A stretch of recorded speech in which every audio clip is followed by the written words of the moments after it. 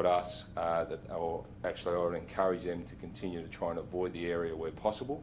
But if they do get caught up in some of the disruption, just to exercise the same level of patience that we saw today, because it's greatly appreciated and certainly makes our job a hell of a lot easier.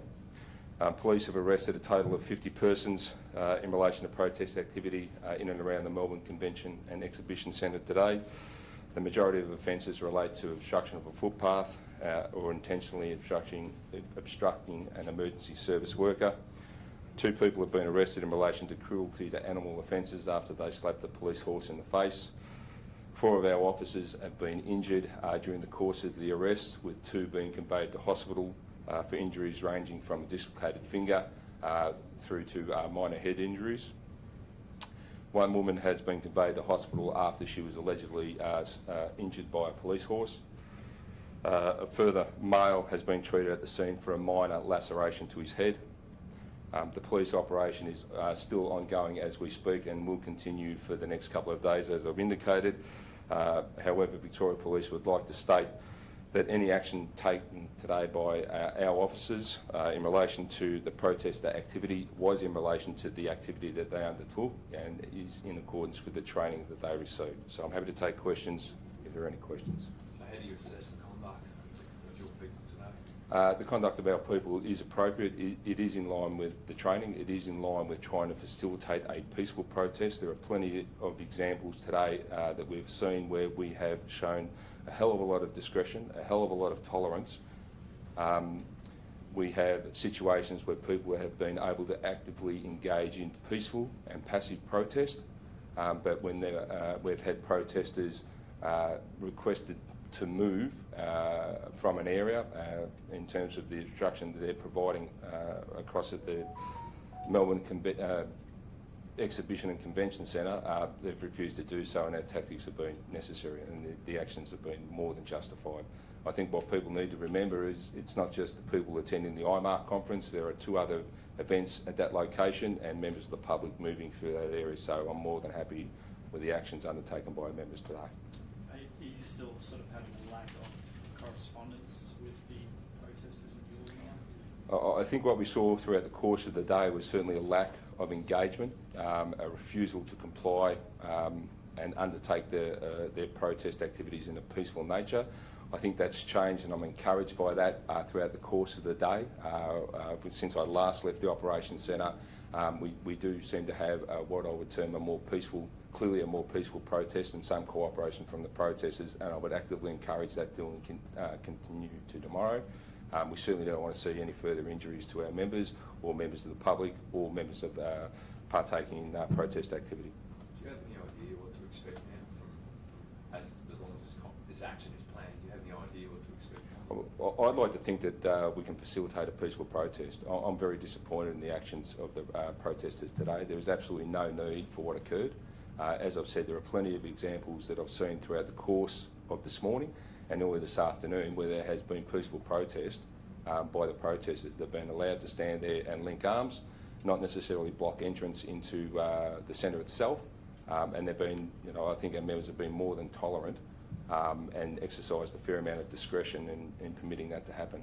So does that include using a baton against people who are I'm not aware of anyone that has been subject to the use of a police baton today at all. Do police use any pepper spray?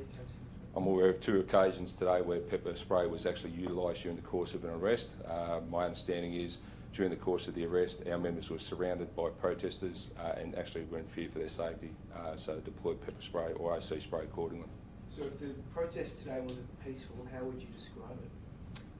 Certainly it was our aim for a peaceful protest. That's what they're there to do, to actually facilitate a peaceful protest. Very disappointed with the actions by the protest group in terms of obstructing footpaths, refusing to move on and engaging police in confrontational activity. The woman who was injured by a police horse, I believe, do you know any further details as to how that occurred? We're currently investigating that at the moment. So that woman has been conveyed to hospital.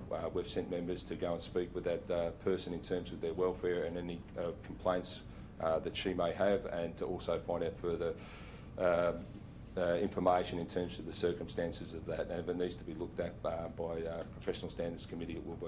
Was she trampled? Was she trampled? What I'm unaware. I'm unaware.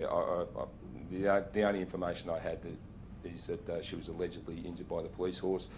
Whether she was trampled or kicked, I'm not sure. Would you take any involved investigation if anybody had used that time? Yeah, absolutely. So if there's any complaints out there in terms of police actions, they'll be investigated thoroughly, and as I've already indicated, in relation to the incident involving the police horse and the lady that's been conveyed to hospital, we'll be investigating that. What do you think of the action to sort of slap a police horse? Well, totally unnecessary. I'm not too sure why people think it's appropriate in any manner, shape or form that they can slap a member of our man branch, albeit a horse. Have any complaints been made? I'm not aware of any complaints at this point in time. The two injuries that I have mentioned that we are following up in terms of our own processes to make sure the police conduct or members' conduct was appropriate. It's illegal to cover your face when there's things that In certain circumstances it is, yes. Well, where's the line drawn on that? Because there are a number of them with face masks on and seemingly nothing's done. No one's even told to remove them. So I did see that today. Unfortunately or fortunately, either, it wasn't a declared area, so our powers with respect to that are very limited if it's not a declared area. Certainly we have shown a fair amount of discretion with respect to that. There's been a hell of a lot that's been going on, so obviously we can't be everywhere at once, and I think things need to be prioritised, and I think you saw that today from the policing response. Who needs to make it a declared area? Yeah, what's a declared area? So a declared area is that we would make application in terms of having an area declared. There needs to be a reason for that, some intelligence. It usually relates to obviously weapons offences and the like, and we've seen that previously in and around such events such as White Night and Moomba. Certainly the intelligence wasn't there to support the designation of an area for that. Will you be seeking that? No, we won't be seeking that for this. Not for the rest of the week? No. No. Are you expecting the same sort of level of protest over the next 2 days at the centre, or could we potentially see small mentality through the city like we saw on Monday? I'll say that we are prepared for what we saw today. I would expect that we don't see it. What we saw today was totally inappropriate. As I've indicated before, that was totally unnecessary.